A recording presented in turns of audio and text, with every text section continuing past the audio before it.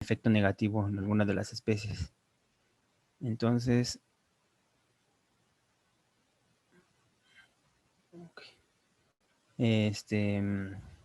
veíamos en la competencia, ¿cuál es la que tengo que alejar?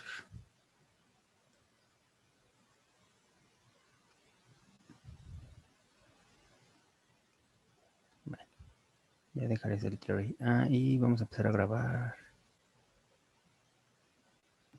Ya estoy grabando, Felipe. Ya, ok. Gracias. Bueno, entonces estábamos viendo las interacciones antagónicas, vimos la competencia interespecífica y ahora vamos a ver la competencia que a la depredación, donde uno de los dos es el que se ve afectado. Bueno, vamos a repasar un poquito de la parte de la competencia y después empezamos con depredación. Nada más aquí en la presentación les puse esta pintura de Goya, tiene que ver con la mitología de cuando se creó el universo. Bueno, se crearon Saturno, el padre de los dioses, bueno, que sería el abuelo. Después viene Zeus, que es el padre. Y bueno, él se devoraba a sus hijos porque según el oráculo le había dicho que uno de sus hijos lo iba a derrocar, ¿no? Entonces es lo que representa ahí Goya en esa pintura. Y pues tiene algo de que ver con la depredación. Entonces por eso se las puse. Igual no sé si ya conocían esa pintura, un tiempo se hizo famosa ahí, pero bueno, para que la conozcan si no. Bueno, esto es lo que les dejé de la actividad, de tarea, de que representaran, ¿no? No he checado, ya no me dio tiempo, quería revisar un poquito ahorita antes, pero no me dio tiempo. Pero bueno, entonces veíamos que tenían que, pues lo que les mandé es el archivo, no son los datos que ustedes iban a manejar. Pero vemos en estos dos primeros casos cuando gana una especie o gana la otra. Dependiendo si gana la especie 1, vean cómo se va retomando, se va a la capacidad de carga de la especie 1 si gana la especie 1, mientras que el otro se va al otro. Sí, está interesante, ¿no? Esa pintura, como dice Roxana. Y bueno, entonces teníamos cómo se va hacia la capacidad de carga de la especie 1 o hacia la capacidad de especie 2, dependiendo cuál es la que gane. Y la otra se ve excluida, ¿no? Se desplaza de esa región. Igual y puede ser en otra región se puede establecer, pero ahí se excluye la especie. Entonces, para que se den estas condiciones, para que se excluya una otra especie, se dan esas condiciones. Tenemos que considerar, bueno, se considera la capacidad de carga de ambas especies y el coeficiente de competencia, ya sea alfa o beta. Bueno, según el programa que vimos, o el Populus, o alfa eh, bueno, igual aquí en las figuras está con alfa y beta, pero lo vimos también en clase como alfa 1,2 o 2,1, que es el efecto que tiene en este caso. 1,2 es el que tiene el efecto de la 2, de la especie 2 en la 1, o 2,1 que es el efecto de la especie 1 en la 2, que sería beta. Entonces, cuando la capacidad de carga es mayor a la capacidad de carga bueno, la capacidad de carga de la especie 1 es mayor a la capacidad de carga de la especie 2 por el coeficiente de competencia, la influencia que tiene esa especie 1 queda 2 sobre la 1, cuando es mayor, en este caso, y cuando es menor la capacidad de carga de la especie 2 por la multiplicación de la capacidad de carga de la especie 1 por el efecto que tiene la especie 1 sobre la 2, entonces tenemos que el efecto inhibitorio interespecífico en la especie 1 es mayor que el interespecífico de la especie 2, es decir, que tienen mayor competencia entre ellos. Es más importante para ellos la competencia entre ellos que con la otra especie. Bueno, no les afecta tanto más bien el efecto competitivo que tiene la otra especie. Entonces ahí es cuando domina la especie 1 sobre la 2. Por lo tanto, la especie 1 es mejor competidor interespecífico que la especie 2. Y se excluye a la especie 2 del lugar o de ese sitio donde se está haciendo esta competencia. Entonces, son estas condiciones, estas variables que tenemos que tomar en cuenta para poder saber cuál es la especie que va a ser la dominante o la que va a excluir a la otra. Aquí les puse a los ejemplos en números, son lo que vieron en el ejemplo que hicieron y que hicieron en Populus, ¿no? Nos daba 700 la capacidad de carga de uno era 700, y si multiplicábamos los otros dos datos nos daba 240, y luego era 400 la capacidad de carga de la especie 2, y era menor a la multiplicación de estos otros dos datos, ¿no? Entonces, la especie 1 excluye a la especie 2. Y vean cómo los vectores, aquí se suman los vectores, que ya se acuerdan que unos iban hacia arriba y hacia abajo, y otros hacia la izquierda y hacia la derecha. Entonces suman los vectores y vamos a llegar a la capacidad a la capacidad de carga de la especie 1. Y bueno, en la otra no nos vamos a detener mucho, pero es lo mismo, pero la capacidad de carga, bueno, la especie ganadora sería la especie 2, ¿no? Y vamos a llegar a la capacidad de carga de la especie 2 acá arriba. Entonces es igual, pues es lo mismo, nomás que cambia para la especie 1 y para la especie 2. Y una va a excluir a la otra. Eso es lo que, pero como ven, a través de los datos, vean cómo tomamos en cuenta la R. Eso es importante para ver la velocidad a la que vamos a llegar a este equilibrio, bueno, a la exclusión de una u otra especie, pero no es tan importante para ver cuál de las especies va a ganar, ¿no? La velocidad no es tan importante en este caso, la velocidad de crecimiento de las especies, de las poblaciones. Y en los otros dos casos, para ver que una especie esté en equilibrio, bueno, estos son los dos puntos de equilibrio que podemos tener. Uno es inestable, el de la izquierda, y el estable, de la derecha. Igualmente, vamos a empezar por el de la izquierda. Cualquiera puede excluir a la otra. Todo depende de la N0, la N inicial, el tamaño de la población que inicia. Entonces, cuando se dan estas circunstancias, cuando la K1 es menor que la relación de la K2 con el coeficiente de competencia de la especie 2 sobre la 1, y se da esta otra circunstancia de la capacidad de carga de la especie 2 que sea menor a la multiplicación del coeficiente de competencia de la 1 sobre la 2 y de la capacidad de carga de la 1. Entonces vamos a tener, bueno, este es el ejemplo, con los datos del ejemplo que hicieron. Entonces vamos a tener que la competencia es mayor con los organismos de la otra especie que con los de su misma especie. No sé si observaron también aquí la competencia, el número de la competencia era mayor, casi todos eran 0.6, 0.5, y aquí era 1.4, 1.5, no me acuerdo, pero más de 1. Entonces el efecto de la competencia es mayor, ¿no? Están más preocupados por competir con la otra especie que con los de su misma especie.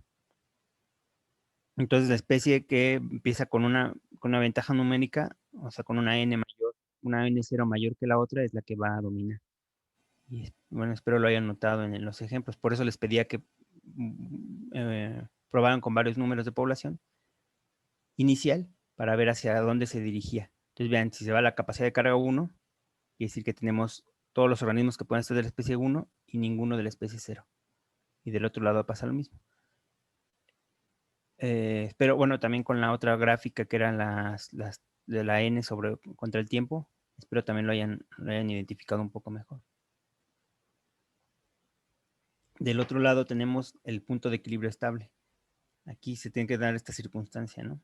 La capacidad de carga de las especies es menor a la multiplicación de la capacidad de carga de la otra especie por el coeficiente de competencia.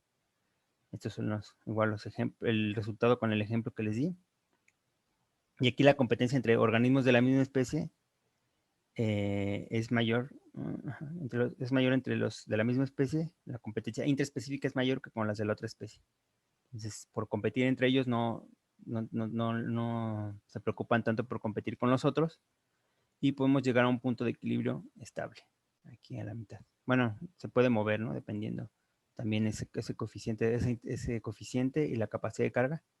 Podemos movernos en la capacidad de carga. Vean cómo aquí la capacidad de carga está por debajo, ¿no? De estas líneas. Aquí, al contrario, la capacidad de carga está por arriba, ¿sí? Y casi siempre el que gana, vean cómo la capacidad de carga está por arriba. Ajá.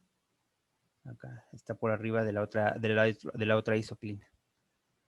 No sé si, espero no hayan tenido dudas. Ah, ya vi esto de Georgina que nos pregunta de los vectores. Bueno, tendría que regresar a la otra presentación. Ahorita también espero que además vamos a ver el modelo para depredación. Pero veíamos que la isoclina representa cómo es la tasa de crecimiento para las especies 1 y 2, bueno, en la ausencia del, bueno, ¿cómo es la tasa de crecimiento de la especie 1 o 2? Cuando la tasa de crecimiento es igual a 0. O sea, aquí no está aumentando sobre la línea, no aumenta ni disminuye la población. Ajá.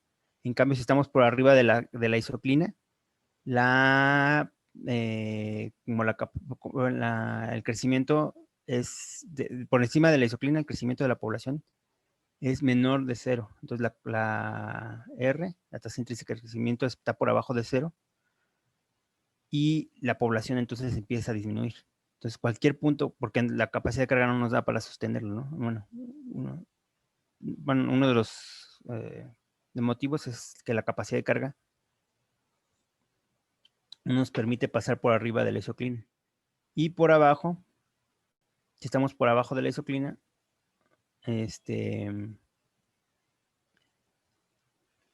la R o la tasa intrínseca de crecimiento es mayor a 0. Ajá. Entonces, por abajo siempre está creciendo la población hasta llegar y va a tratar de llegar a la isoclina. Entonces veíamos en la clase pasada, cuando veíamos las isoclinas, veíamos los vectores que eran las flechitas, ¿no? En el caso aquí de la especie 1, que sería esta, cualquier punto nos va a hacer que baje la población por arriba de la línea y entonces esos son los vectores. Esas son las fuerzas que nos van a estar llevando de cualquier punto que esté por arriba de la línea. Los vectores nos van a empujar la población hacia la isoclina, hacia abajo. Va a decrecer la población. Y por abajo de la isoclina, cualquier población que tengamos, como todavía hay capacidad de carga para sostener a los organismos, nos va a aumentar la población y nos va a llevar a la isoclina. Ajá. Eso en el caso de la especie 1. Y en el caso de la especie 2 era, bueno, aquí era lateral y aquí era vertical, ¿no? En el caso de la especie 1, aunque aquí están combinadas las dos especies. Entonces, eso que esté por arriba de la isoclina nos va a llevar hacia la isoclina y por abajo nos va a aumentar la población. Entonces, cuando juntamos las dos poblaciones, esos vectores se suman. Entonces, si uno iba hacia abajo y uno hacia la derecha, entonces se va a mover la población se van a sumar y va a ser una línea inclinada hacia la isoclina, en este caso de la K1, ¿no? Entonces, dependiendo del punto donde estemos, se va a mover la isoclina. Bueno, ahorita no me ayuda mucho la imagen. Para no regresarme, vamos a ver ahorita el crecimiento de cómo es el modelo para la depredación, donde también vamos a sumar los vectores. Creo que queda un poco más claro con la competencia, porque son más evidentes esta suma de los vectores. Entonces espero que les quede más claro con este caso de la depredación.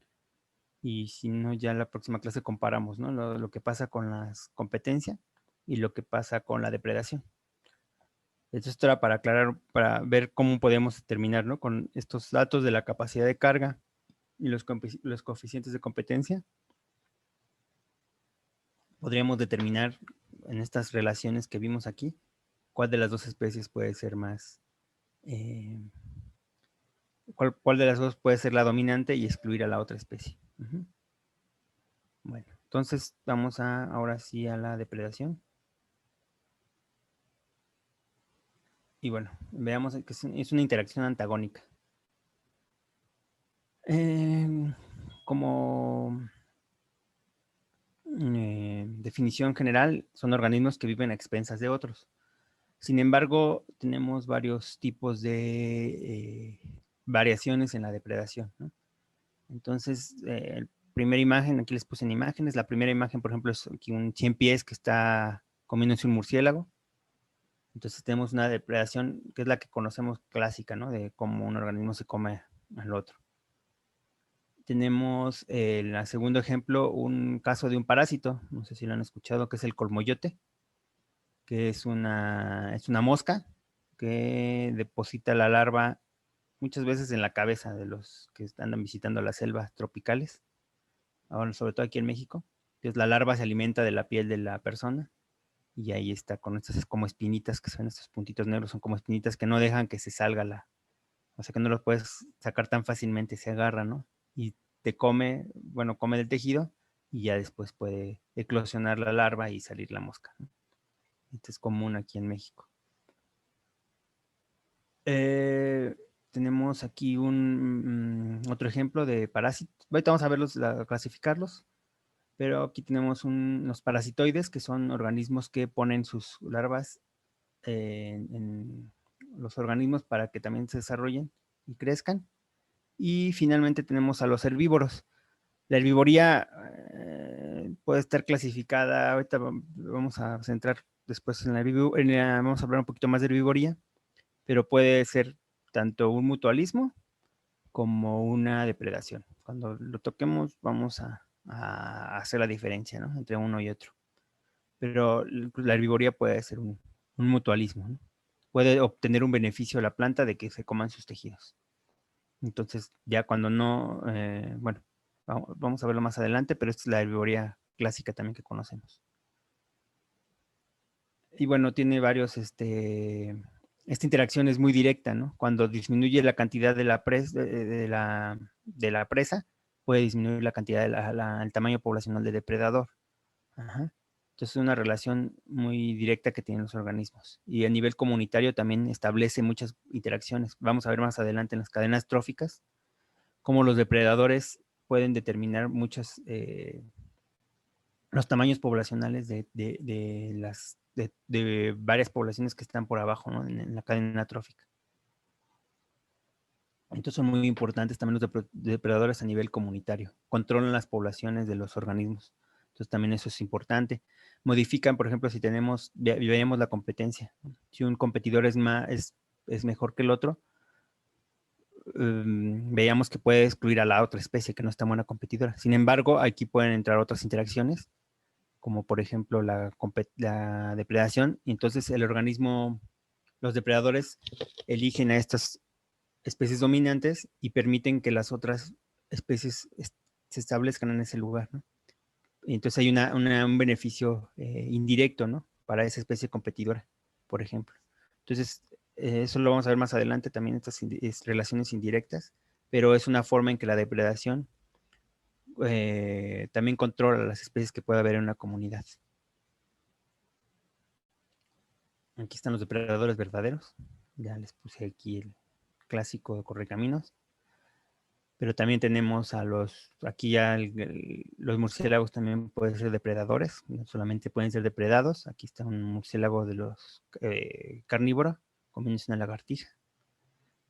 Es una de las especies más grandes, es una especie mexicana, es de las más grandes que habitan en México y en América en general.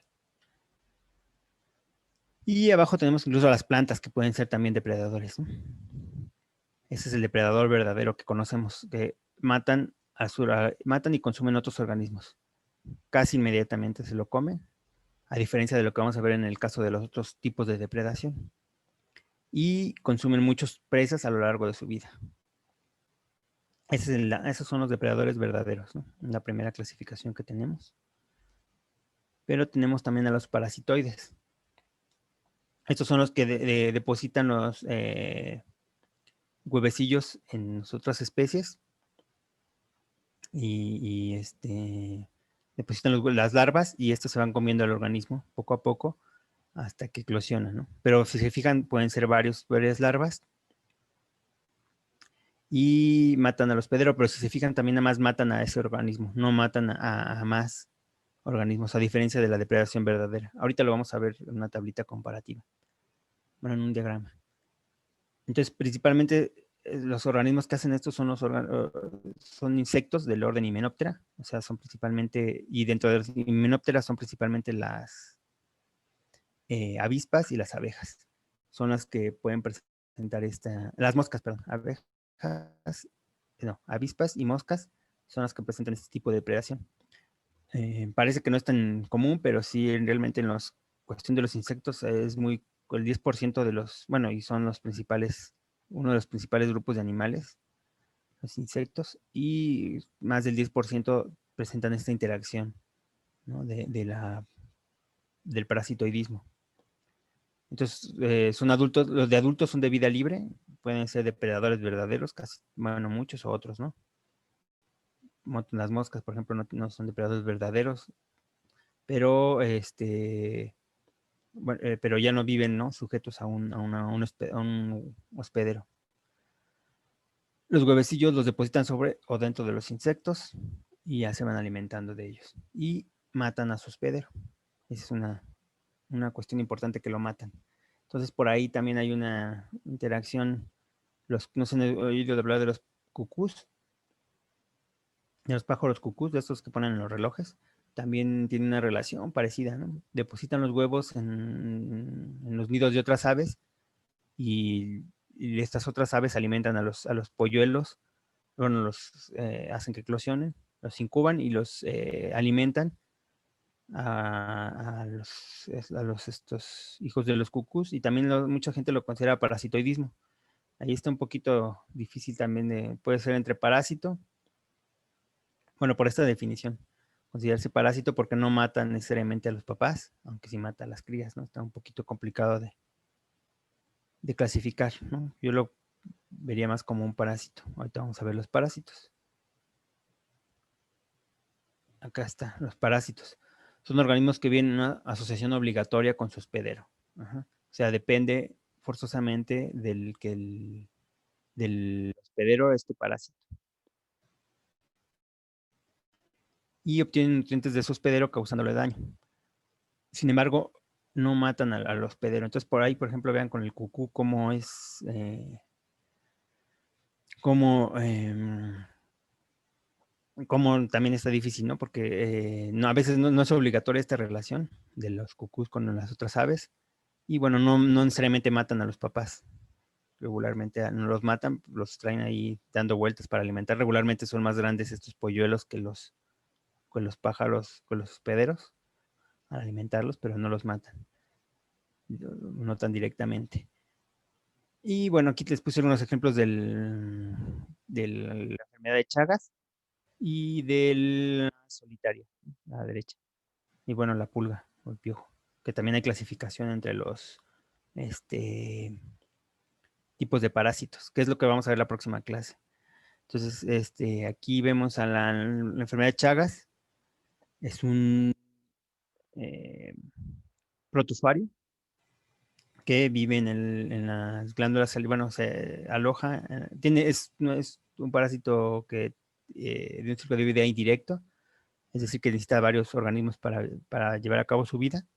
Pero bueno, lo vamos a ver la próxima clase. Nada más les platico cómo el parásito se aloja en en el aparato digestivo de la chinche besucona, que es una chinche que regularmente, bueno, en el caso de los humanos, casi siempre se va a picar a la cara, por eso le llaman besucona. Y cuando pica los organismos, regularmente defeca cerca de donde pica. Entonces aquí aquí está defecando, y aquí la imagen se ve como está en el aparato digestivo este protozoario. Al momento de rascarnos nosotros mismos metemos al parásito dentro de nosotros, y ahí se va regularmente al músculo, al músculo y muchas veces al corazón, músculo cardíaco o músculo liso o esquelético. Pero y el problema es cuando se va al músculo, se aloja en el corazón y ahí se desarrolla y puede causar un ataque al corazón, ¿no? Un paro cardíaco. Y esto puede llevar varios años, ¿no? Incluso podemos vivir mucho tiempo con el parásito, y hasta después de varios años nos puede dar el paro cardíaco. Y esta es la cuestión. Las solitarias, como también se alojan en el aparato digestivo, y vean cómo es diferente, ¿no? Aquí que necesitamos un vector para transmitir la enfermedad. Bueno, ya no les terminé de contar aquí. Después puede volver a picar la chinche besucona, y a través de la picadura puede transmitirse el parásito a través del aparato digestivo. Bueno, entonces vamos a la próxima clase. Bueno, regularmente doy una plática rápida de la parte de los parásitos, pero aquí entran, por ejemplo, los agentes infecciosos también, como bacterias o los virus que vemos ahora. Entonces me gustaría ahora platicarles un poquito más o meternos un poquito más con esto del coronavirus para platicar un poco de parásitos, a ver si la próxima clase lo hacemos. Y bueno, los herbívoros, que son el otro tipo de parásitos, de herbívoros, son animales que comen plantas, ¿no? Eso lo vamos a ver un poquito más, bueno, si nos da tiempo lo vemos hoy. Creo que ya no nos va a dar tiempo, pero pueden alimentarse de varias partes de la planta.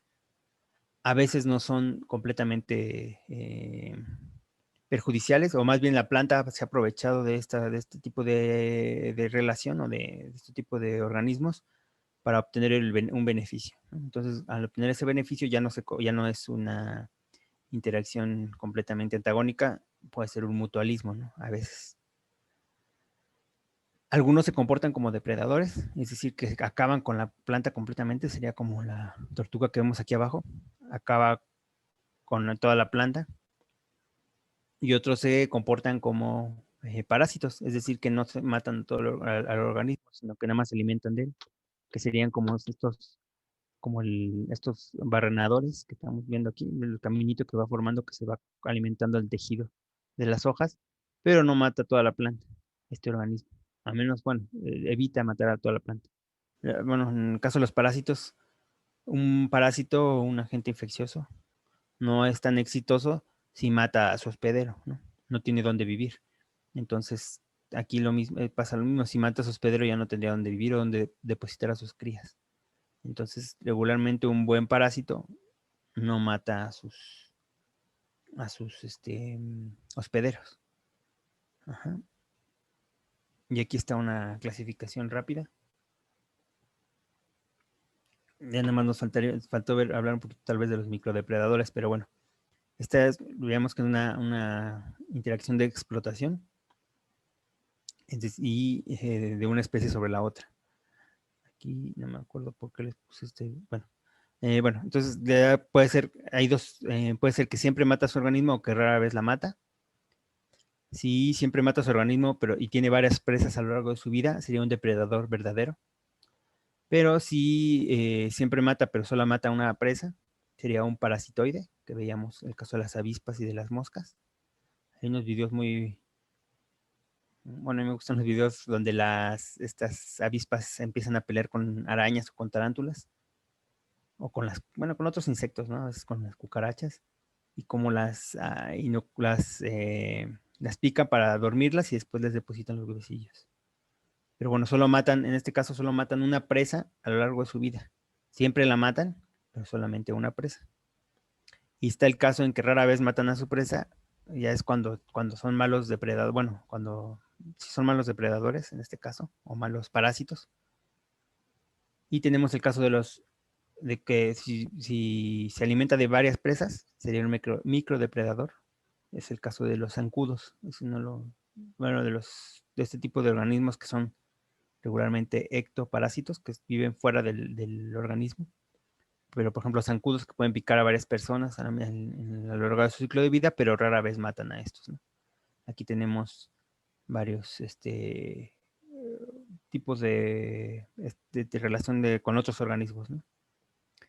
Y el otro caso es cuando rara vez matan a la presa, pero solamente ocupan o tienen una presa durante toda su vida, un hospedero, perdón, que sería el caso de los parásitos. Uh-huh. Los parásitos viven regularmente todo su ciclo de vida, no es que depende, porque hay los que son indirectos, como el caso de la chinche, pero digamos que son pocos organismos, en este caso los organismos que tienen ciclo de vida indirecto, solamente un organismo de cada especie, pero no lo matan, ¿no? O no es lo ideal que lo maten. Esos son los tipos de predación. Y en la siguiente tablita tenemos un comparativo de los diferentes tipos de parásitos. Aquí puede ser por su tamaño de depredadores. En el caso de los parásitos pequeños y grandes, los parasitoides, Los herbívoros que pueden ser pequeños o grandes, que regularmente los grandes son los que acaban con toda la planta o pueden acabar con mayor parte de la planta, a diferencia de los pequeños. O depredadores solitarios o depredadores que son que atacan en conjunto, ¿no? Como el caso de los lobos.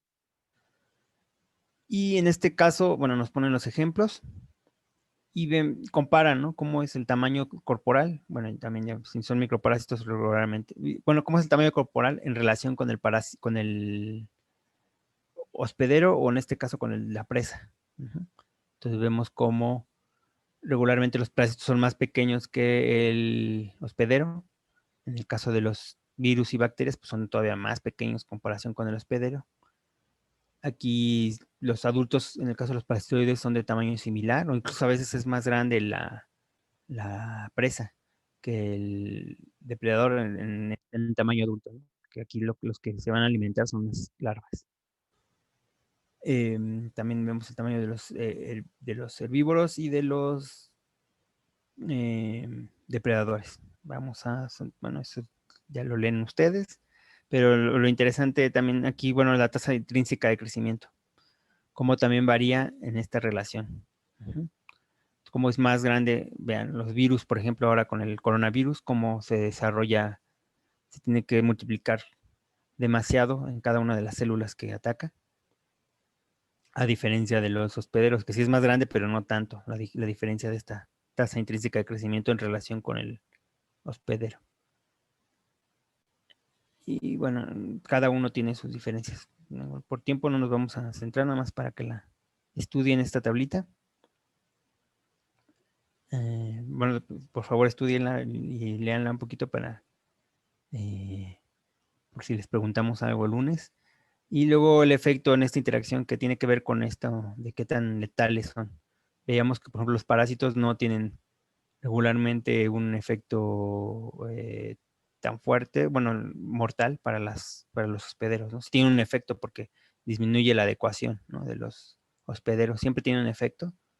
Si no tuviera un efecto, no sería un parásito, sería un mutualista, ¿no? Entonces, pues, otra vez regresando al artículo que veíamos este, de los, del holobionte, tenemos muchos microorganismos, ¿no? Sobre nosotros.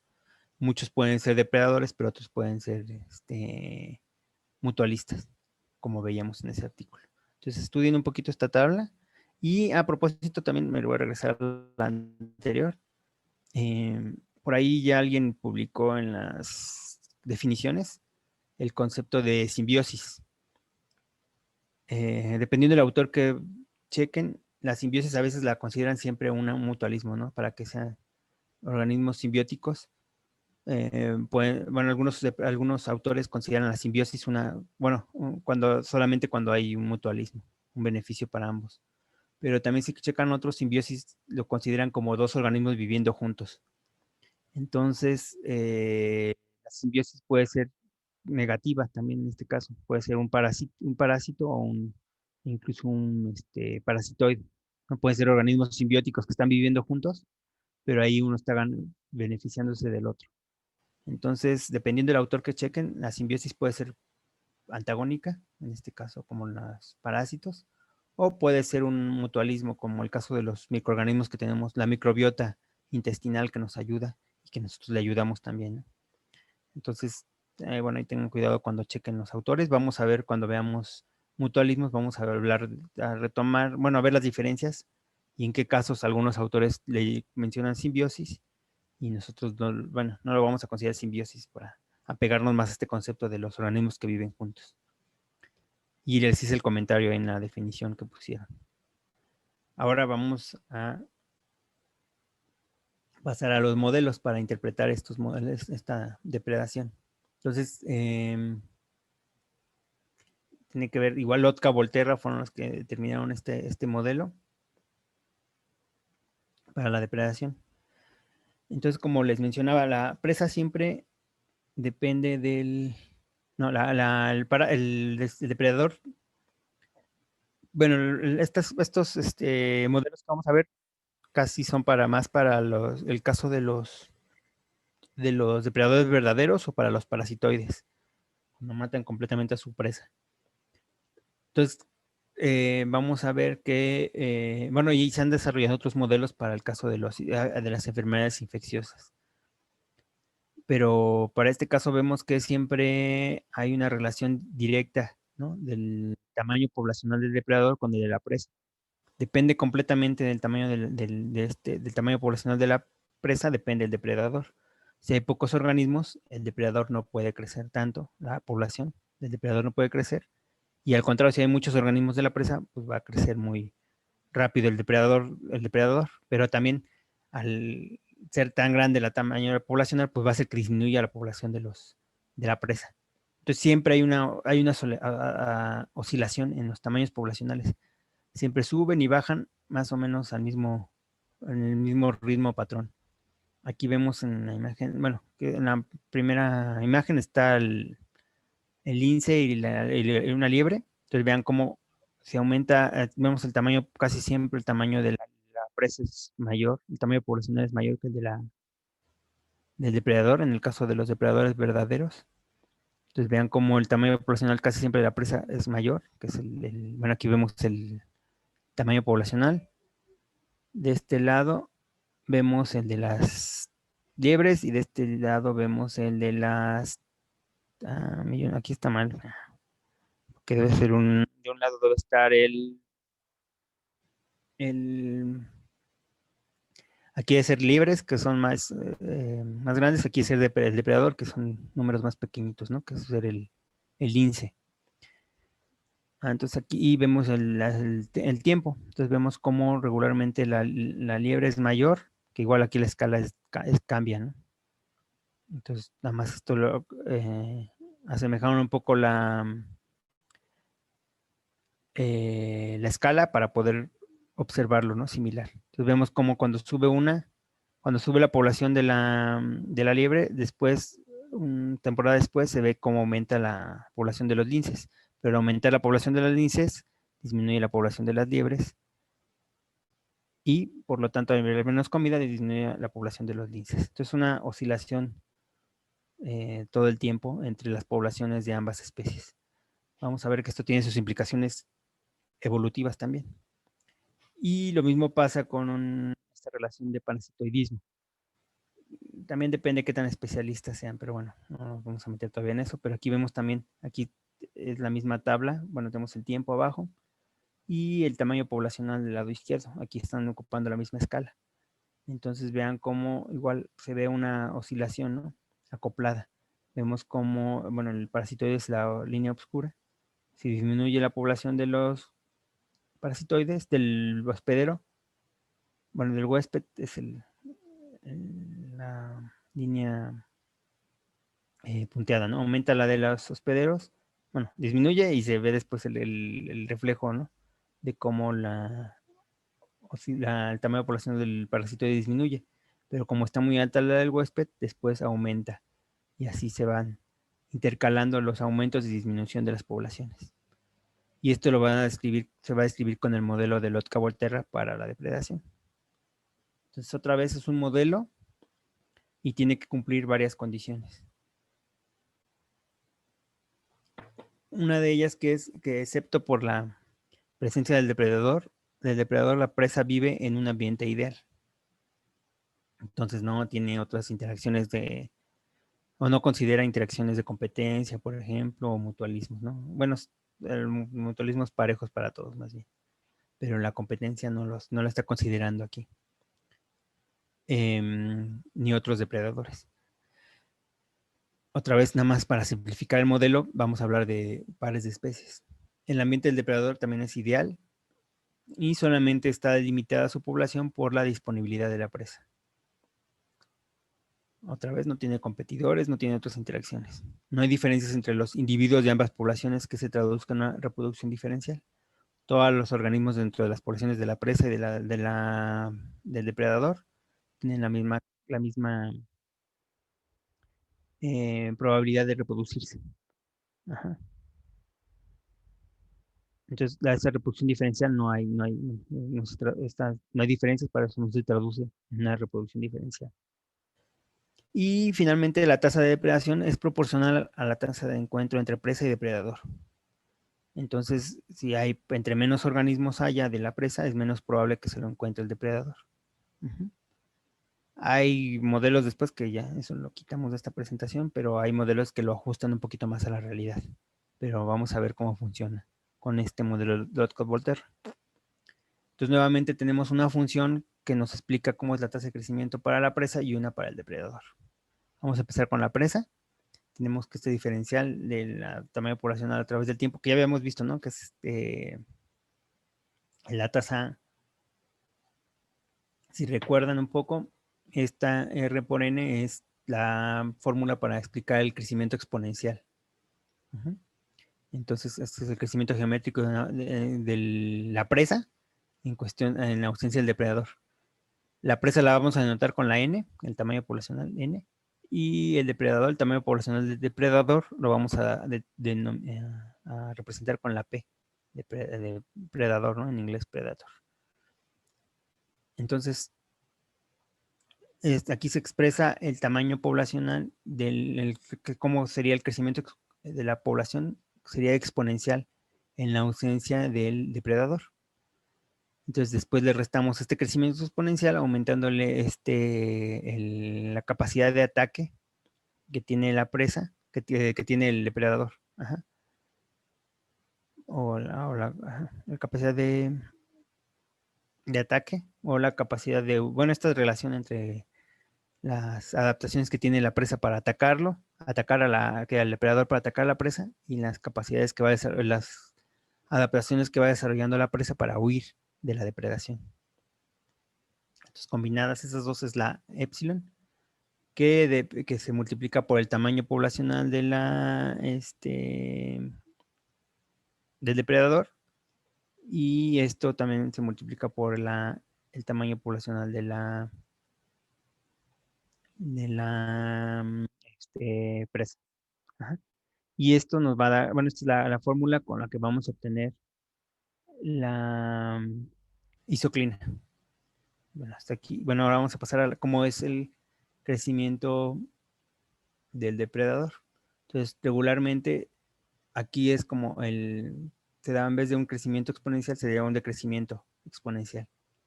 Ajá. Entonces, con este negativo, vamos a ver la tasa intrínseca de crecimiento del depredador por el tamaño del depredador. Y entonces esto es negativo. Vean cómo se comporta la pendiente es negativa, es un decrecimiento. Y este va a aumentar en relación a teta, que sería la eficiencia de conversión de biomasa de los depredadores en biomasa de presas. Es decir, qué tan fácil es que conviertan lo que se alimentan del organismo en biomasa, o sea, en más organismos del depredador. Y esto se va a multiplicar por el tamaño de presas que puedan consumir y por el tamaño poblacional del depredador. Ajá. Entonces, esta es la fórmula para el crecimiento del depredador y esta es para el de la presa. Ahora lo que vamos a obtener es la isoclina. La isoclina, otra vez, es cuando el crecimiento, como en el caso de la competencia, es cuando la isoclina es igual a 0. Entonces, primero tenemos que mandar, bueno, sería el punto de equilibrio. Bueno, vamos a empezar con la presa. Entonces, con la tasa de cambio es igual a 0, tenemos, bueno, se hacen todas estas, bueno, igualamos a 0, nuestra fórmula que veíamos acá atrás. Esto lo igualamos, dn sobre dt sería 0. Y después despejando, igual por el tiempo, bueno, ahí lo pueden hacer el ejercicio. Si despejamos, bueno, damos dnt es igual a, la tasa de cambio es igual a 0. Y si despejamos, en este caso P, nos va a dar que cuando la población cuando n es igual a 0, P es igual a la tasa intrínseca de crecimiento de la especie de la presa sobre epsilon, que es la capacidad de ataque o de huida. Ajá. Y del otro lado hacemos lo mismo. Tenemos que igualar a 0, la tasa del crecimiento de la población, la igualamos a 0. Igual sustituimos y también vemos cuando sustituimos, también vemos qué pasa cuando la población de depredadores es igual a 0 y tenemos que n es igual a r cuadrada, que es la tasa intrínseca de crecimiento del depredador, sobre teta. Ajá, entonces, cuando, en este caso, cuando P es igual a 0, N es igual a la tasa intrínseca de crecimiento de la presa, del depredador, sobre teta. Y acá, cuando N es igual a 0, P es igual a R sobre epsilon. Feli, Pero, sí, Feli, es cuando es igual a uno, porque si no se eliminarían. Cuando P es igual a uno y cuando N es igual a uno. sí. Pero, bueno, lo voy a checar, pero tiene que ser igual a 0 porque es cuando, bueno, esto lo vemos en la otra grafiquita. O qué es lo que, bueno, a ver si Es que ahorita con la lo, otra gráfica queda más sí, claro.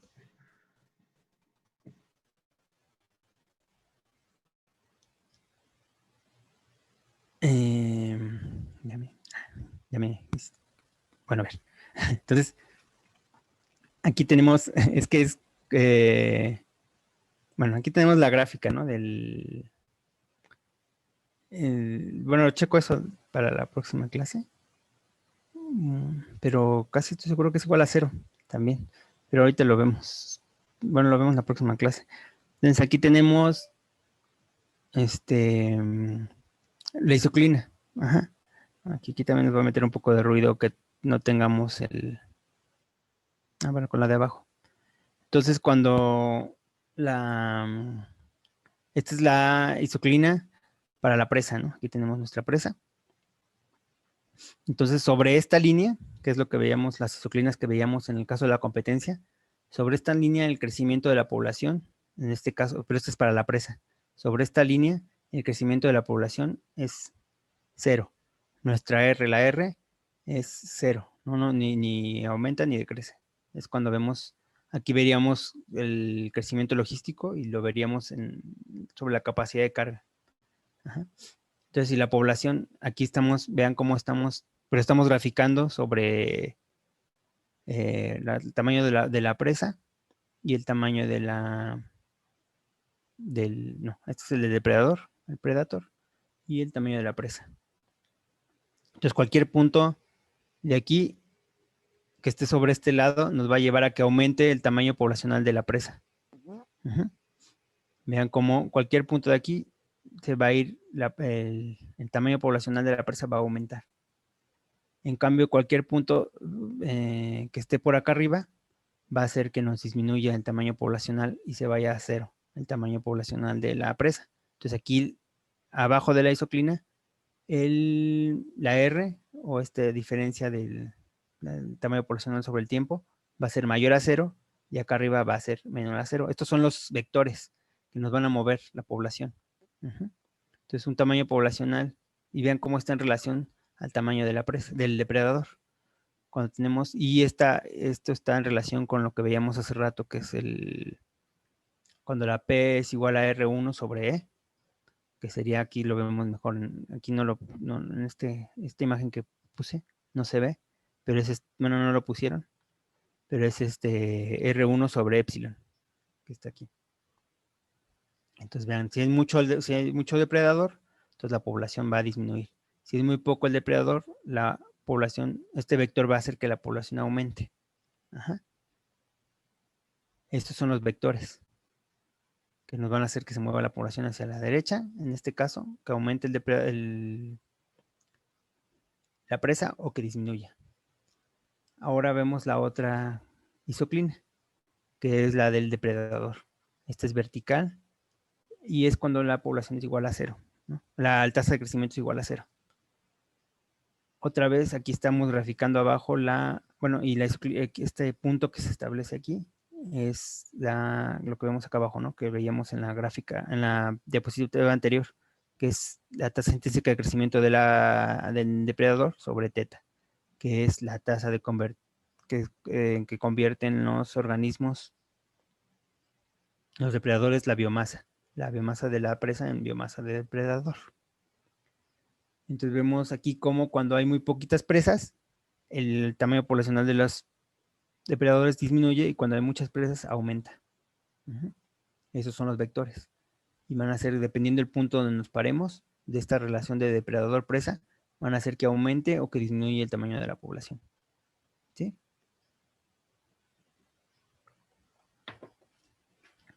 Ahora, entonces aquí estábamos viendo las poblaciones por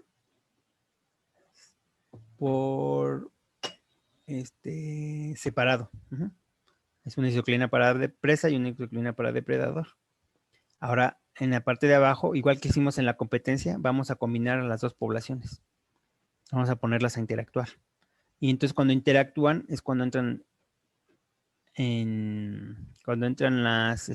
los vectores, se tienen que sumar los vectores para darnos un vector o una fuerza combinada, ¿no? de las poblaciones. Y como veíamos en este cuadrante, ¿sí? Bueno, vemos en este cuadrante cómo vean cómo la n, el vector de la población de la n va hacia la izquierda, que serían estos. Y el vector de la población entonces está aquí en este cuadrante, la población de la presa disminuye, ¿no? Acuérdense que en este eje de las X está la N y en el eje de las Y está el depredador. Entonces vean, aquí disminuye la N, está disminuyendo la población de las presas, pero también está disminuyendo la población de los depredadores, porque estamos en este sector de acá. ¿Ah? Si sumamos los dos, nos da este vector. Entonces, en este sentido se está moviendo la población. Vamos a empezar por el cuadrante 1, que está acá, pero bueno, empezamos por el 3. En este cuadrante de acá abajo, vean cómo la población el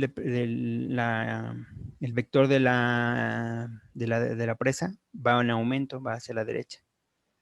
Y el vector de la presa sigue disminuyendo. Entonces aquí las dos poblaciones sumamos los vectores y el conjunto de las dos poblaciones va en este sentido, ¿no? Inclinado. Aquí vean, ya disminuye está aumentando el tamaño de población de la presa, entonces en algún momento el depredador va a aumentar también porque aumenta la cantidad de presas.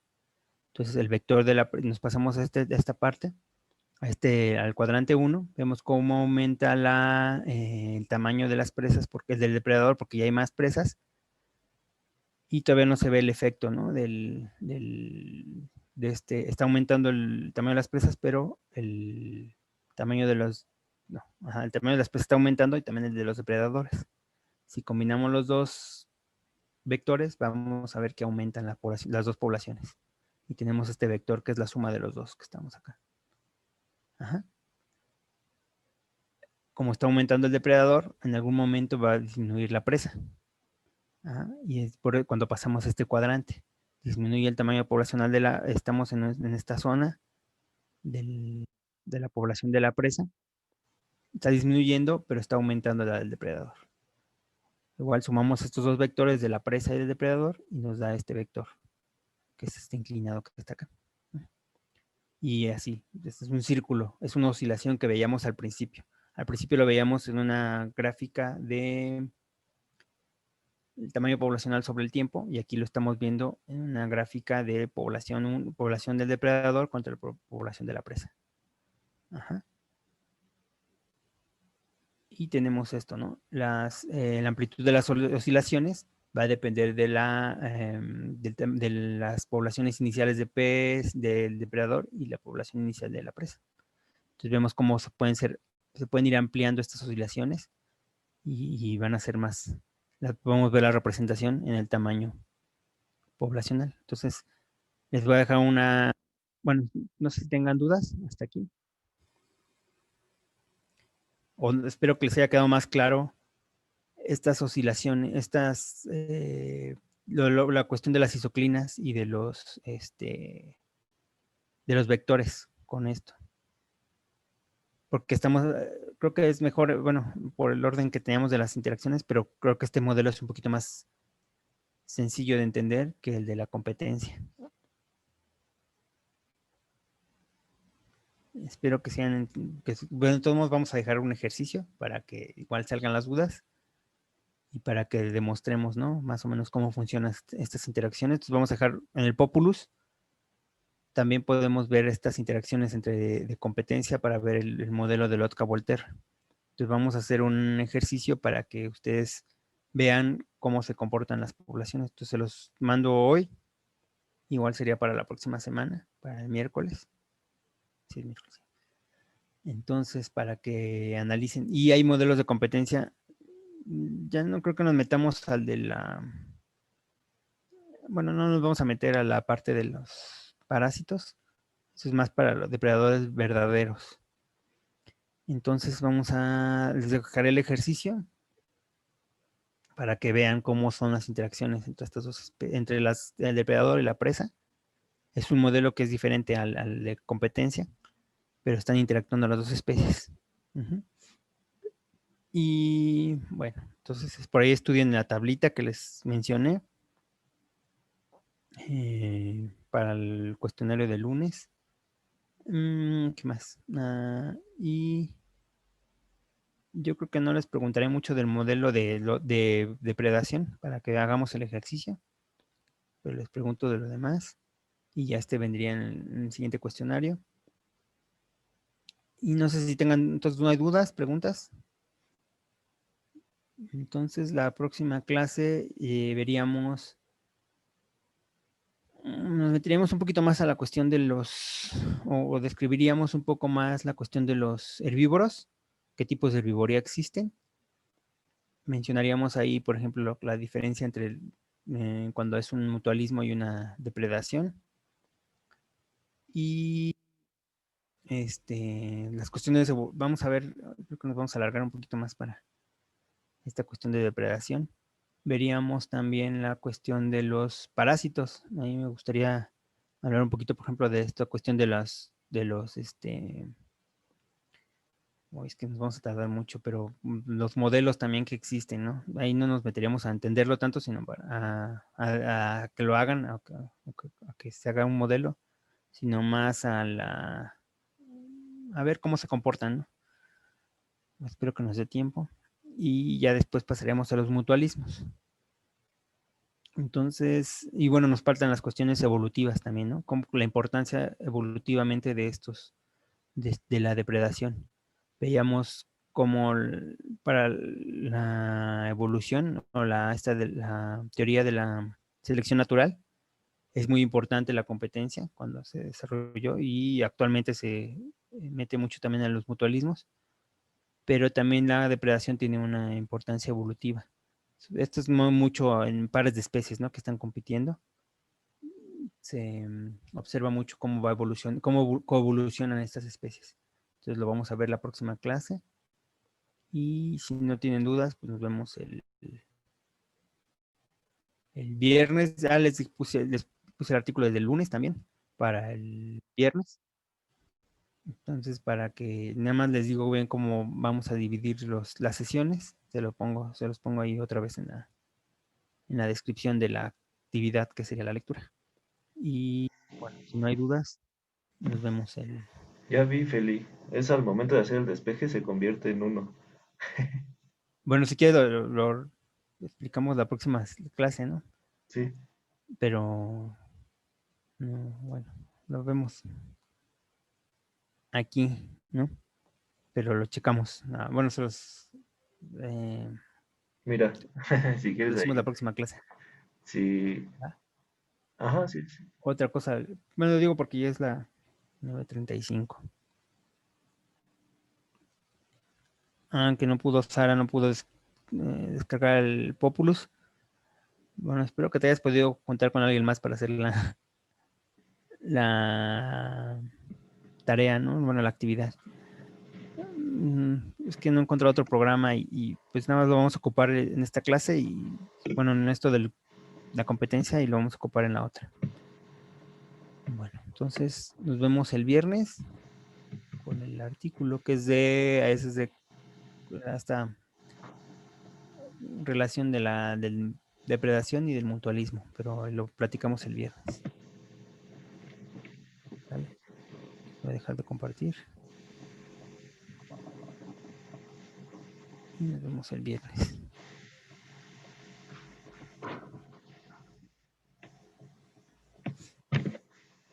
Sí, mira, te digo que es un despeje bien fácil. Pues no Aquí, lo. No, ajá. es que ya ves que se iguala a cero. Sí, se tiene que. Ajá, porque la tasa sea cero, ¿no? Para que esté en el. Ajá, Ajá. entonces quedaría eh, R, bueno, menos la tasa intrínseca de crecimiento del depredador por el tamaño poblacional del depredador, más teta por el tamaño poblacional de la presa por el depredador, ¿no? Cuando Ujú. pasamos una de estas, ay, es que no me acuerdo cómo es el nombre matemático, pero bueno, ¿Quieres que lo pasamos, ponga aquí en el. ándale, sí. Lo comparto acá? Cuando despejamos, mira, aquí, ¿no? Tenemos n por la tasa intrínseca de crecimiento de uno menos n por epsilon por p. Cuando pasamos esta parte de la ecuación para el otro lado, quedaría n epsilon por p es igual a n, bueno, a menos r, n por r1, ¿no? Entonces ahí tendríamos que multiplicar todo por un signo negativo para que todo se vuelva positivo. Y entonces quedaría que si despejamos, queremos despejar P, tendríamos que pasar la multiplicación del tamaño poblacional de la presa por epsilon y pasaría dividiendo. Pero como este producto ya está del otro lado, n entre n se volvería 1 y entonces ya quedaría P igual a R1 sobre epsilon y sería lo mismo del otro lado. Ajá, más bien ahí no, pero no, entonces no se hace cero, más bien se divide, ¿no? Entre, Ajá, se, se se pierde vuelve ahí cuando lo uno. digo, no sé, no Ajá. lo, porque sí está difícil que lo, solito, más bien ahí lo que me confundí es que en la competencia, ahí sí la comparamos con cero, ¿no? Y tenemos dos, o sea, yo creo que ahí está el error, bueno, Sí. mi confusión, que en Y, caso de las competencias, obtenemos dos puntos, ¿no? Para obtener la isoclina. Y ajá, tenemos que igualar a cero a la otra población exacto, para poder obtener la isoclina. porque la Y volvemos aquí con, no, aquí solita se elimina, ¿no? Por eso nada más tenemos un punto exacto, en punto constante, la... ajá, Pero no es que ajá, sí. Ya entendí. sí, es que Ya. aquí como O sea, habías aquí dicho se elimina solito, que, ¿no? Por la... exacto, se vuelve uno, es que ahí como habías dicho que n lo igualabas a cero, por eso Es fue que que me, tenía la idea de la competencia. ajá, sí, porque si volviéramos cero o n, pues ya se volvería cero todo. Pero por eso me sonaba raro el uno, porque dije, ¿por qué uno? Más Ujú. bien sería cero, ¿no? Sería la división, ajá, de al momento del despeje, Sí, sí, cuando despeja se elimina solo, ¿no? sí, exacto, Ah, ok, ya. Y por eso sí, te digo, nada más obtenemos un punto, ¿no? Aquí ya nada más obtenemos un punto. No es como en ajá, la competencia que obtenemos dos puntos, uno sobre nada más obtenemos el punto ujú, sobre las Y, no sobre la X. En el otro exacto. sí tenemos que igualar a cero para obtener el otro punto. Ujú. Sí, sí, porque aquí el tamaño poblacional se vuelve constante. Aquí Ujú, estamos creo que en el del depredador y acá en el de la presa, ¿no? ajá. Entonces aquí se Sí, vuelve este es el depredador constante, y este es la presa. lo volvemos constante para ver cómo en función de esa constancia actúa el tamaño poblacional del Ajá. depredador, o bueno, que diga de la presa. Sí, bueno, pero sí, bueno. Yo les dije que. Bueno, pero no es transformarlo en uno, ¿no? Eso fue lo que me causó ruido. Ajá, sí, no es Que cuando en no el le pongas despeje. arbitrariamente el uno. En el otro sí pones el cero, ¿no? Para poder ver cómo es, en qué punto se pone. Sí, Va, exacto. Sí, más bien al momento del despeje. Ahí, ¿va? va, listo. Pues ya se los menciono la próxima. Sí, ya ves que esa, de repente parecen sencillos, pero sí tienen ahí su... Pues más bien es que no los describimos así a detalle, ¿no? Si no, nos tardaremos más. Sí, Bueno, yo no los describí a detalle, tú sí como los la vez describiste muy pasada. bien el año pasado, ¿no? Ajá, Pero sí, sí te lleva más tiempo, ¿no? sí, ¿no? Y el chiste es como que se entienda cómo es la interacción, ¿no? Y cómo Ujú. el modelo trata de describir esa interacción, aunque sea a partir de unos supuestos que en la realidad no existen, ¿no? Pero todo modelo es así. Sí, Ujú. Sí, es nada más para tratar de entenderlo. Sí. Vamos a ver, espérame, dejo de compartir. Y no sé si Rubí tenga alguna duda, si no la voy a correr.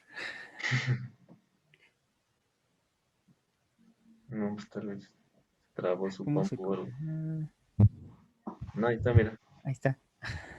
¿Sí tenías duda o No no, está. Rubí?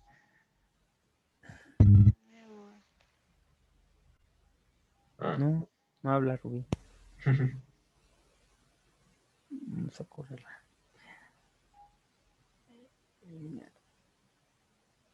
Ya se salió. No podía correr. Bueno, decía eliminar, pero decía que ya no iba a poder entrar a la reunión. No sé si para la otra ya no iba a poder entrar, pues no la quita. Ah, vale. Ay, no, no